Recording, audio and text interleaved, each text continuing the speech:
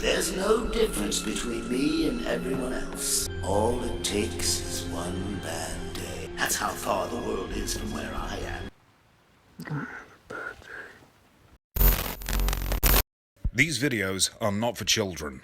If you are a children, then piss off.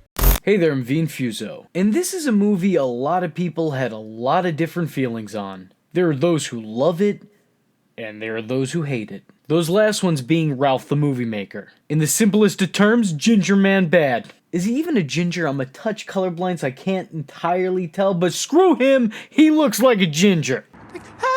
He's a ginger! He's a ginger! I'm kidding, relax. This is a pretty divisive movie. There were people who loved it before it ever came out, because it had one of their all-time favorite characters in a starring role, and there were people who loathed it before it came out, because they thought it appealed to angry, self-righteous incels. There were people who thought making a Joker movie was blasphemy, after the 2012 Dark Knight Rises movie theater incident. Even though the Joker wasn't a character in that movie, the gunman wasn't actually wearing Joker apparel as previously reported, and even if he was, which again, he wasn't, the Joker is a fictional character and not a real person. And no one said anything about the Joker being in Suicide Squad, or countless comics, TV shows, or any other form of media. Not to mention, someone stabbed someone dressed up as Michael Myers in the past, and no one's complaining about them making yet another Jamie Lee Curtis starring Halloween movie. I'm sorry, that's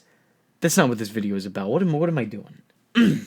Anyway, as an avid movie watcher, Batman fan, and third-rate YouTuber, I'd like to give you my take on the film and its portrayals of its characters. Let me start off by saying, I'm actually a fan of this movie. I happen to like Joker a lot, which is surprising to me because I didn't really like the concept of a Joker movie. You see, despite being a huge DC fan almost all my life, I flat out hated most of their recent movies. Batman v Superman was a huge disappointment, and Justice League was so bad that all these years later, I still can't bring myself to watch the whole thing. Plus, I think I'm kinda in the majority here when I say, I don't need to see, nor do I want to see, a Joker origin story. Why does he need one? You know how in most depictions of Batman and the Joker's relationship, the Joker has no desire in learning Batman's secret identity? Because then it makes it less fun. Who cares about the man when you know the mask? That's the relationship a lot of Batman fans, myself included, have with the Joker. We don't need to know who he is, nor do we care. We know the Joker. Who gives a fuck about Jack Napier or Joe Kerr? Most people would agree the Joker should not have an origin story. So much so that even when the comics give him a background, it's constantly retconned. And that was my mindset going into this. This is just going to be another dumb DC movie about a topic that I really don't even want to know about, that I still paid money to see because I'm a dumb DC fan. But in the end, it won me over. And I think it got a lot more right about the character than some people are willing to admit. And today, I'm gonna tell you why. The movie gets a lot right about the Joker. He's a comedian, but not a very good one, which feels all too familiar for me. It's a sore subject, but alright, I'll move on, it's fine. The movie apparently took real-life inspiration from my own life, because that scene where he tells his mom he's a comedian, and then she responds with, "But don't you have to be funny to be a comedian?" played out like an excerpt from my future autobiography. I had that exact conversation with my own mother, and it was that exact conversation that made me throw in the towel. Just move on from it. That was it for me. One complaint I hear a lot about this movie is that it doesn't accurately portray the Joker. And that's both true and false. Though the movie is called Joker, it's not so much a movie about the Joker, but instead a character study about the man who turns into the Joker. All in all, the movie really only gives us 20 minutes of the Joker, and it's the first 20 minutes of that character's lifespan. So no, this isn't a movie about Joker. It's a movie about Arthur Fleck. I've seen some Facebook and Twitter posts talking about how Joaquin Phoenix didn't act like the Joker because he was quote-unquote too much of a bitch. That's a direct quote, by the way. And you're wrong. First and foremost, in general, Joker's not a fighter. I mean, the guy's unpredictably dangerous, and I wouldn't ever want to be in his presence. But when it comes down to a fist fight, almost anybody can take him. Joker has more often than not been on the losing side of physical battles. He doesn't really pose a huge physical threat himself, It's just his presence that's threatening. You never know what trick he has up his sleeve. But if you're throwing fists, go for the jaw. Works every time. Joker isn't a strong dude, but he is a scary one. And I think a lot of people are confused there. Because while he does pose a threat to Batman, he doesn't physically pose a threat to Batman. Secondly, in almost every origin story that has been given for this character, he's shown to be extremely vulnerable. In the animated series, he confides in his therapist that he was relentlessly beat by his father. My father used to beat me up pretty badly. Every time I got out of line, bam! In the movie The Dark Knight, Joker takes this a bit further by saying that his father was an alcoholic who carved up his face. My father was a drinker and a fiend. He comes at me with the knife. He sticks the blade in my mouth. Let's put a smile on that face. The Killing Joke comic book stated that he was a down-on-his-luck bad comedian who lost his wife and unborn child and was coerced into helping the mob out, and ultimately he fell into a vat of toxic chemicals. In the House of Hush comic, the Joker is shown to be a foster child who was physically and sexually abused by mobsters. There's plenty of other examples. Before the Joker becomes the Joker, he almost always has been some nobody who was severely mistreated to the point of derangement and psychosis. The Joker movie, if anything, is true to that sentiment. And personally, ideally for me, Joker would come from parts unknown. I definitely prefer these types of origin stories rather than the simple, oh, he was a mobster story. Arthur's victimization and weakness is only to contrast how villainous and powerful he inevitably will become. Another thing that's gone mostly unnoticed in this movie is the name of the character. For the most part, in most media, Joker doesn't have a specific origin, and therefore, even his name is unknown. He's used a bunch of aliases over time. Aliases such as Joe Kerr and Dr. J. Recco, which are just brilliant, but his real name has never been known. And you can kinda say the same about Arthur Fleck. Yes, Arthur Fleck is apparently his name, but we still technically don't know his backstory. It's revealed that he was adopted by Penny Fleck, and therefore we don't know if he was given a name prior to that adoption, and neither does he. We don't know his place of origin or even who his biological parents were. So even though the movie's an origin story, it still does a good job of keeping a certain amount of the character shrouded in mystery. I also like that the movie shows that he's not a reliable narrator, because he hardly ever is. Heath Ledger's Joker gave us 3 entirely different, contrasting origin stories throughout the movie The Dark Knight. When questioned on his origins in The Killing Joke, Joker famously says, Sometimes I remember it one way, sometimes another. If I'm going to have a past, I prefer it to be multiple choice. The Joker is never a reliable narrator. He's a sociopath who plays up upon the company he's in. He gives fake backgrounds that he thinks will trigger a response in the specific individuals he's talking to. This movie also shows Arthur as an unreliable narrator, though not because he's a calculating sociopath, but simply because he's delusional. He believes for a good chunk of the movie that he's in a relationship with Domino, only to find out later that she's just some chick that lives in his apartment complex, and a complete stranger to him. Arthur's socially awkward to say the least. Society is alienated by him, and in turn, he's kinda alienated by it. It's because of this that he actively tries to mimic those around him. He tries to pick up on their mannerisms, their speech patterns, their movements. And sure, he's doing this to try to replicate who he deems normal or successful in an attempt to better fit in with society, but I think this could very well be the start of the Joker's cunning way of reading people and trying to play on their emotions or insecurities.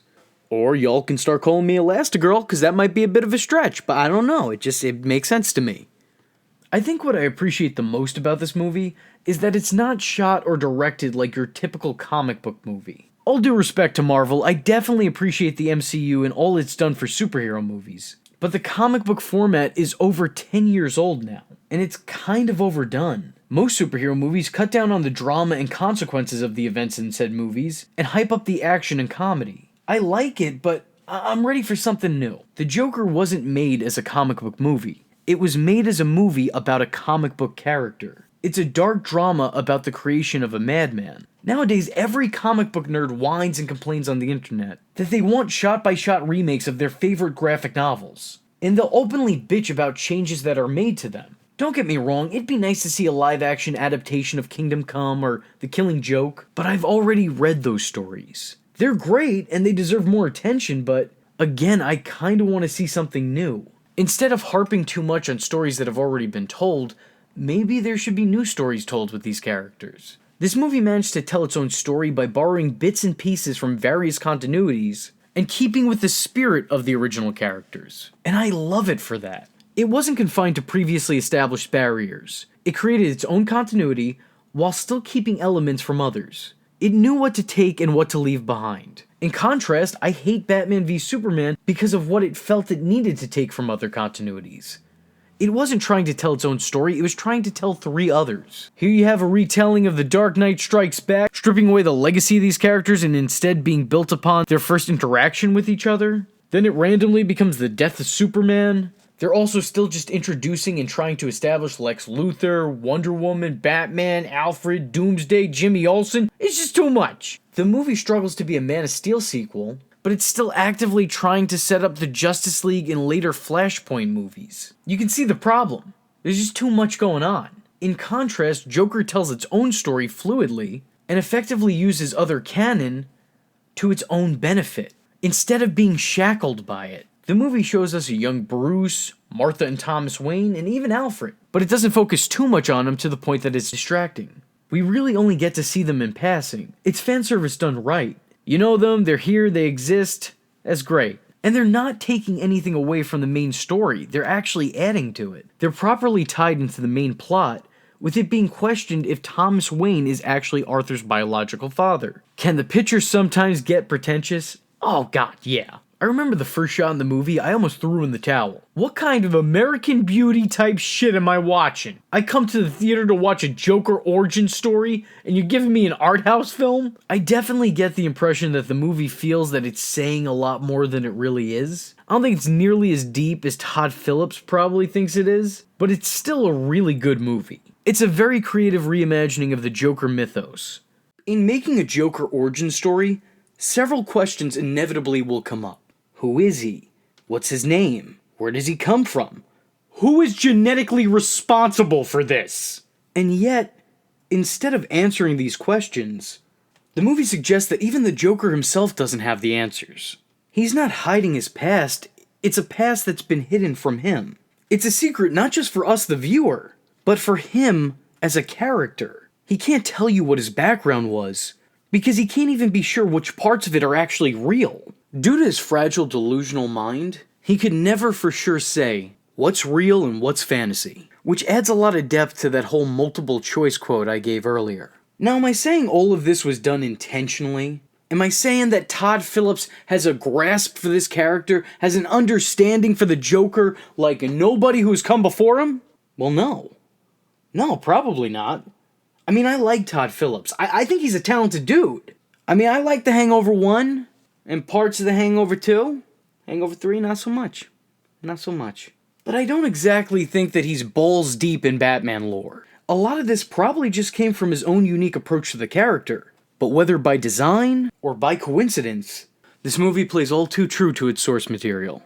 I like it as a film, and I like it as a Joker film. But if I had one complaint, only one, it's that I would have ended it slightly differently. I would have Joker being evaluated, just as this movie did, except it'd be by a doctor with a rough Brooklyn accent. And then the camera pans from Arthur over to a blonde woman with the name tag Dr. Quinzel. Boom! Roll credits. Perfect. Hire me.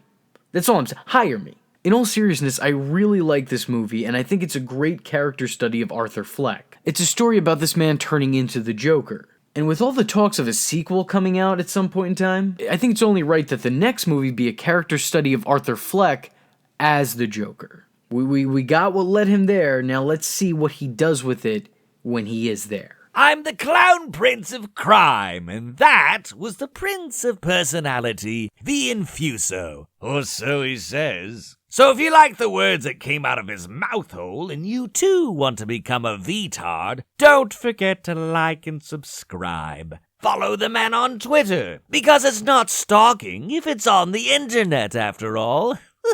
Join the fun by joining the Discord. If for some strange reason you want to show support, and I don't know why you would, and if you have $1 to spare, head over to the SIJW's Patreon, where you can request videos, get exclusive content, and early access to scheduled videos. Or head to his PayPal, where you can buy the shirts. Oh, aren't those lovely? And just remember, if you're not tuning in, you're missing out. Yeah.